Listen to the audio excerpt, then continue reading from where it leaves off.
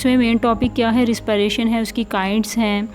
और रिस्पिरेशन क्या है, जितने भी लिविंग सेल्स हैं, वो चाहे एनिमल्स हैं, प्लांट्स हैं, ह्यूमंस हैं, लिविंग सेल्स के अंदर जो है रिस्पिरेशन प्रोसेस हो रहा होता है, जो कि एक मेन केमिकल रिएक्शन प्रोसेस है। और रिस्पिरेशन और ब्रीदिंग का एक डिफरेंट कंसेप्ट है, इसको आपने इसमें कंफ्यूज नहीं होना। और रिस्पिरेशन में क्या होता है कि हमारी जो बॉडी है वो एनर्जी गेट करती है केमिकल रिएक्शन से। वो केमिकल रिएक्शन जो कि हमारे सेल्स के अंदर हो रहा होता है, इसको हम रिस्पिरेशन कहते हैं। और रिस्पिरेशन के 2 डिफरेंट काइंड्स हैं, एरोबिक एंड एनारोबिक। ये 2 काइंड्स हैं और इनका जो इनकी डेफिनेशन है, एरोबिक रिस्पिरेशन क्या होती है, इसका मतलब है, एरोबिक का मतलब है विद एयर, एनारोबिक जो है वो विदाउट एयर है। यानी कि इसमें क्या होता है, एरोबिक रिस्पिरेशन में the breakdown of glucose in the presence of oxygen to produce more amount of energy is called aerobic respiration. यानी कि ग्लूकोज की ब्रेकडाउन होती है in the presence of oxygen, यानी ऑक्सीजन की प्रेजेंस में इसमें क्या होता है कि ऑक्सीजन मौजूद होती है, जिसकी वजह से ग्लूकोज ब्रेकडाउन होता है और प्रोड्यूस होती है मोर अमाउंट ऑफ एनर्जी, उस एनर्जी की, वो एनर्जी जो कि हमारी बॉडी को रिक्वायर है, हमारी बॉडी को जिस एनर्जी की ज़रूरत है। लेकिन जो एनारोबिक रिस्पिरेशन है उसमें क्या है, वो विदाउट एयर है, इसका मतलब है विदाउट एयर। सो इसमें क्या होता है कि ग्लूकोज जो है वो ब्रेकडाउन होता है in the absence of oxygen, यानी यहाँ पे ऑक्सीजन की क्या होती है, एब्सेंस होती है, ऑक्सीजन मौजूद नहीं होता और एनर्जी प्रोड्यूस होती है जिसकी हमें ज़रूरत है, हमारी बॉडी को ज़रूरत होती है। इसके अलावा मैंने आपको डिफरेंस बताया था रिस्पिरेशन एंड ब्रीदिंग का। ब्रीदिंग जो है वो क्या है, वो एक सिंपल सा एक वे है, एक सिंपल कंसेप्ट प्रोसेस है, जिसमें क्या होता है, गैसेस एक्सचेंज हो रही होती हैं बिटवीन द लंग्स। हमारे जो हवा है सराउंडिंग में, उसमें क्या होता है कि हम ऑक्सीजन जो है वो इनहेल कर रहे होते हैं और कार्बन डाइऑक्साइड एक्सहेल कर रहे होते हैं, यानी ऑक्सीजन को अंदर लेके जाते हैं और कार्बन डाइऑक्साइड बाहर निकाल देते हैं। तो ये क्या है, एक ब्रीदिंग प्रोसेस है। लेकिन रिस्पिरेशन जो है वो इसके ऑपोजिट है थोड़ा। इसमें क्या होता है कि ये बॉडी के जो सेल्स हैं उसके अंदर ये प्रोसेस हो रहा होता है, और इसमें जो एक मेन जो हमारा पावर हाउस कह लें, उसका नाम है माइटोकॉन्ड्रिया। इसके अंदर ये सारा कम्प्लेक्स किस्म का प्रोसेस होता है, यानी जो कि सेल साइटोप्लाज्म है उसके अंदर माइटोकॉन्ड्रिया, जिसमें ये डिफरेंट कम्प्लेक्स किस्म का प्रोसेस चल रहा होता है, जिसकी हमारी बॉडी को ज़रूरत होती है। और इसके अलावा हमने डिस्कस किया था कि एनारोबिक रिस्पिरेशन वर्क कैसे करती है। मैंने आपको बताया था कि रिस्पिरेशन जो है एनारोबिक, उसमें क्या होता है, ग्लूकोज लैक्टिक एसिड में प्रोड्यूस होकर कार्बन डाइऑक्साइड एनर्जी में और वाटर में कन्वर्ट होता है। यानी कि समटाइम आप देखते हैं कि जो इंसान आराम से बैठा है या आराम से खा रहा है, उसको एनर्जी की इतनी ज़रूरत नहीं होती। वो इंसान जो भाग रहा है या फिर ज़्यादा तेज़ एक्सरसाइज कर रहा है, उसकी बॉडी को एनर्जी ज़्यादा रिक्वायर होती है और उसके लिए उसको एनारोबिक रिस्पिरेशन की ज़रूरत होती है। यानी कि जब आपकी बॉडी को एक एक्सरसाइज या आपने भागना है, दौड़ना है, तो आपकी बॉडी में कौन सी एक्सरसाइज हो रही होती है, एनारोबिक एक्सरसाइज हो रही होती है। और अगर आप सिंपल वे में बैठे हैं, बात कर रहे हैं, आपकी बॉडी को इतनी एनर्जी की ज़रूरत नहीं है, और वो कौन सी रिस्पिरेशन होगी, एक्सरसाइज होगी, एरोबिकली होगी। सो स्टूडेंट्स, ये ओवरव्यू हो गया लास्ट लेक्चर का, और हम अब स्टार्ट करने जा रहे हैं न्यू टॉपिक। पेज नंबर 100 पे है, energy without oxygen in plants. मतलब ये कि ऑक्सीजन जो है, यानी विदाउट ऑक्सीजन प्लांट्स के अंदर एनर्जी कैसे प्रोड्यूस होती है। अब प्लांट्स, एनिमल्स या ह्यूमंस के अंदर जो रिस्पिरेशन प्रोसेस होता है, लेकिन इसके अलावा अगर आप प्लांट की बात करें तो प्लांट में एक मोस्ट इम्पॉर्टेंट प्रोसेस होता है, वो है फोटोसिंथेसिस। ये फोटोसिंथेसिस प्रोसेस जो है एक मेन प्रोसेस है एज़ कम्पेयर टू रिस्पिरेशन। यानी फोटोसिंथेसिस के अंदर सनलाइट के थ्रू प्लांट्स एक्वायर करते हैं एनर्जी, और वो इनहेल करते हैं कार्बन डाइऑक्साइड और एक्सहेल करते हैं ऑक्सीजन, यानी बाहर ऑक्सीजन निकालेंगे और अंदर कार्बन डाइऑक्साइड लेके जाएंगे। However, plants do not produce lactic acid, they make ethanol and carbon dioxide instead.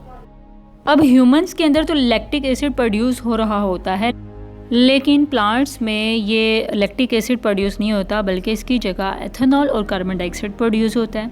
Anaerobic respiration in plants can be summarised like this. यहाँ एक इक्वेशन नज़र आ रही है, ग्लूकोज ब्रेकडाउन हुआ है और विदाउट ऑक्सीजन, यानी कि ऑक्सीजन की प्रेजेंस नहीं है, और एथेनॉल एक प्रोडक्ट है, प्लस कार्बन डाइऑक्साइड एनर्जी, ये हमारे पास क्या होगी, है प्रोड्यूस हुई है। The roots of plants living in water locked soil have to use anaerobic respiration, otherwise the plant dies. However, the plant must return to aerobic respiration before the level of ethanol in the cells becomes too high and kills the plant. अब यहाँ आपको एक diagram नज़र आ रही है, trees in waterlogged soil। यानी कि ऐसे कुछ ट्रीज़, ऐसे प्लांट्स होते हैं जो कि एरोबिकली और एनएरोबिकली रिस्पिरेशन उसमें होती है और वो पानी के अंदर होती हैं, उनकी रूट्स पानी के अंदर होती हैं। अब ये किस किस्म के ट्रीज़ या प्लांट्स होते हैं जो आपको एक खड़े पानी के अंदर नज़र आएंगे, जैसे कि डायग्राम नज़र आ रहा है। और इस पानी में जो इनकी रूट्स होती हैं, जो जड़ें होती हैं, इसमें एनारोबिक रिस्पिरेशन हो रही होती है। एनारोबिक रिस्पिरेशन मतलब कि ऑक्सीजन के बगैर जो रिस्पिरेशन होती है। ऑक्सीजन के बगैर ग्लूकोज को ये तोड़ते हैं और इसमें लैक्टिक एसिड की जगह एथेनॉल प्रोड्यूस होता है। एथेनॉल बेसिकली एक new product. Remember, water locked soil के अंदर लैक्टिक एसिड प्रोड्यूस नहीं होगा बल्कि एथेनॉल प्रोड्यूस होगा और ये सारा प्रोसेस पानी के अंदर रूट्स में हो रहा होता है। एक और इम्पॉर्टेंट पॉइंट है यहाँ ये है कि ये एनारोबिक रिस्पिरेशन को कंटिन्यूसली नहीं रख सकते, कंटिन्यू नहीं रख सकते ये प्लांट्स, क्योंकि एथेनॉल अगर प्रोड्यूस होता है तो वो रूट्स को ख़त्म कर देगा। यानी कि अगर ज़्यादा एथेनॉल प्रोड्यूस होगा रूट्स के अंदर तो वो प्लांट्स को ख़त्म कर देगा, प्लांट्स डेड हो जाएंगे, जिसकी वजह से प्लांट्स बिल्कुल ख़त्म हो जाएंगे। इसीलिए इनको ज़्यादा टाइम सर्वाइव करने के लिए विदाउट ऑक्सीजन रूट्स के अंदर, चूँकि इनको ऑक्सीजन की कमी होती है, उसके बाद ये उस कमी को कम मिकदार में यानी ऑक्सीजन को यूटिलाइज़ करते हुए एथेनॉल को ब्रेक डाउन कर देते हैं, यानी फर्दर इसको ब्रेक डाउन करते हैं। और यही वजह होती है कि ये सर्वाइव कर सकते हैं लॉन्ग टाइम के लिए, यानी ये प्लांट जो है लॉन्ग टाइम के लिए सर्वाइव कर सकती है। अगर एथेनॉल प्रोड्यूस होता रहेगा तो वो तो फिर रूट्स उसकी ख़त्म हो जाएंगे, प्लांट ख़त्म हो जाएगा। Next we have yeast. Yeast is the microscopic fungus which can respire anaerobically और aerobically depending on oxygen levels. अब यीस्ट का मतलब क्या है? इसका मतलब है खमीर। समटाइम आपने ये सुना भी होगा। ये जो वर्ड है इसमें आप अगर ब्रेड देखें तो ब्रेड समटाइम क्या हो जाती है, यीस्ट हो जाती है, खमीर हो जाती है, फूल जाती है, क्योंकि इसमें फर्मेंटेशन प्रोसेस हो रहा होता है। यीस्ट एक माइक्रोस्कोपिक फंगस है, एक ऐसा लिविंग सेल है जिसके अंदर एरोबिक और एनारोबिक रिस्पिरेशन हो रही होती है। और यीस्ट के अंदर एनारोबिक रिस्पिरेशन के बाद जो हमारे पास प्रोडक्ट आता है वो भी एथेनॉल होता है।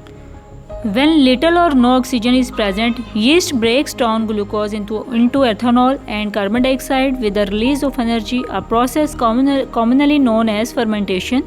The yeast uses energy to live. So, glucose break down होता है तो इसमें एथेनॉल, कार्बन डाइऑक्साइड और एनर्जी प्रोड्यूस होती है।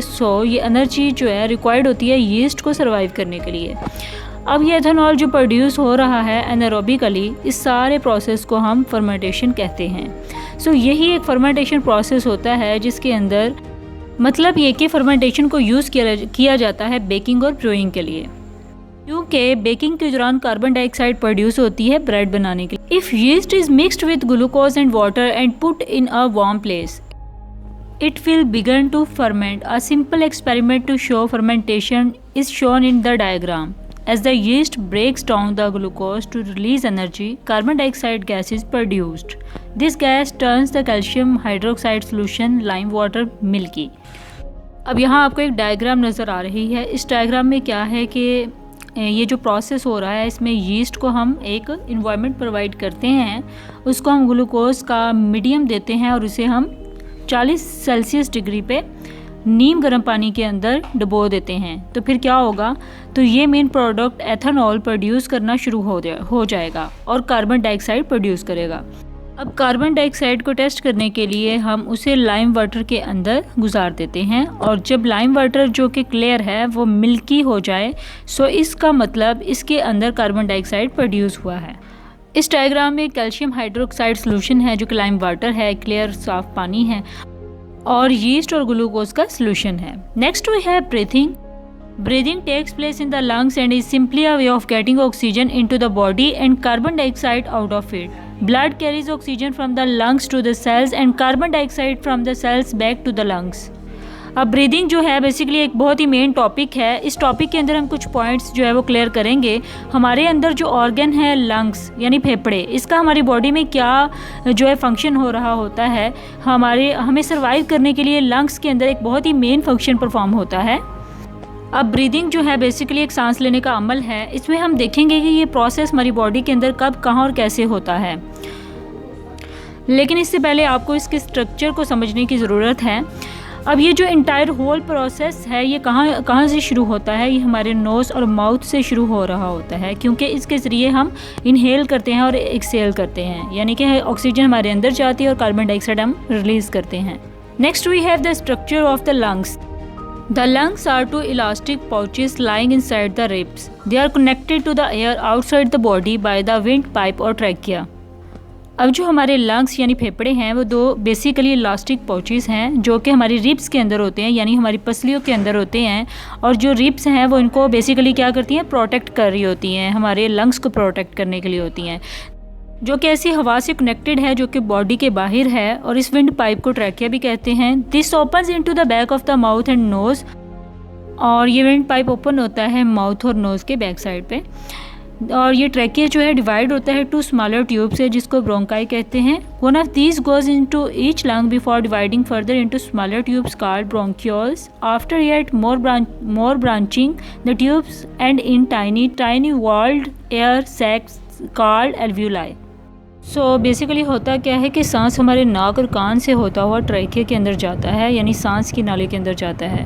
ट्रैकिया से आगे आकर ये दो स्मॉल ट्यूब्स में डिवाइड हो जाती हैं। और इन दो स्मॉल ट्यूब्स को, यानी जो ट्रैकिया है वो दो स्मॉलर ट्यूब्स में डिवाइड होता है, इसको ब्रोंकाई कहते हैं। और यही ब्रोंकाई आगे अलग अलग लंग्स में, यानी सेपरेटली लंग्स में मूव कर जाती हैं, ये दोनों स्मॉल ट्यूब्स। इसको हम क्या कहते हैं, ब्रोंक्यूल्स। ब्रोंक्यूल्स की भी डिफरेंट आगे जो है ना डिफरेंट ब्रांचेस होती हैं।